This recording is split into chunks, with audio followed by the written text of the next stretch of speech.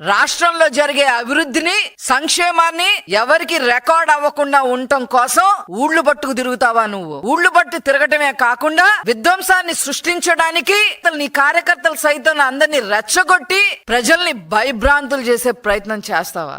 ఆ వీడియోలన్నీ ఈ రోజు ప్రజలకి తెలిసేలాగా ఆ వీడియోని కూడా ఈ రోజు నేను డిస్ప్లే చేయబోతున్నా. బీసీల గురించి మాట్లాడే హక్కు అసలు వైసీపీ పార్టీకి ఉందా?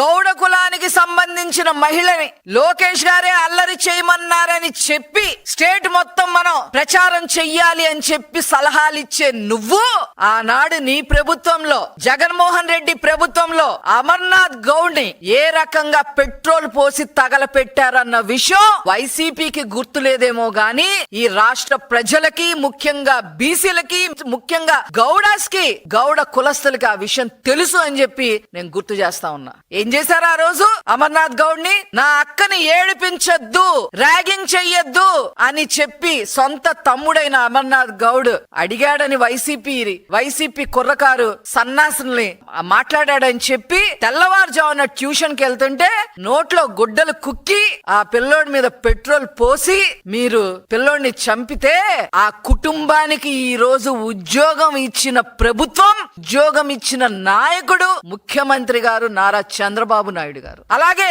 గౌడ కులస్తురాలైన గౌతు లచ్చన్న గారి మనమరాలు గౌతు శిరీషాని అక్రమ కేసులు బనాయించి తప్పుడు కేసులు కట్టడమే కాకుండా అక్రమ సంబంధాలు కూడా అంటగట్టి నైతికంగా గౌతు శిరీష గారిని ఏ రకంగా మీరు చేశారనే విషయం మొత్తం రాష్ట్ర ప్రజలకి, గౌడ కులస్తులకి అందరికీ తెలుసని ఈ సందర్భంగా నేను తెలియజేస్తాను. అంతేకాదు ఇతర బీసీ కులస్తుల్ని 300 మంది పైగా హత్యలు చేశారు, దుర్భాషలు ఆడారు, ఇష్టం వచ్చినట్టు నన్నే 4 తెగ్గొస్తామని చెప్పి బహిరంగంగా మాట్లాడాడు మీ వైసీపీ ప్రభుత్వంలో ఒక సన్నాసి. లోకల్ బాడీస్ లో బీసీలు లీడర్లు అవ్వకూడదని చెప్పి చంద్రబాబు నాయుడు గారు ప్రవేశపెట్టిన 34% రిజర్వేషన్ ని తగ్గించేసి 16,800 మందిని బీసీ లీడర్లుగా ఎదగకుండా చేసిన నాయకుడు జగన్మోహన్ రెడ్డి. మీకు అసలు ఈ రోజు బీసీల గురించి మాట్లాడే అర్హత ఎక్కడుంది?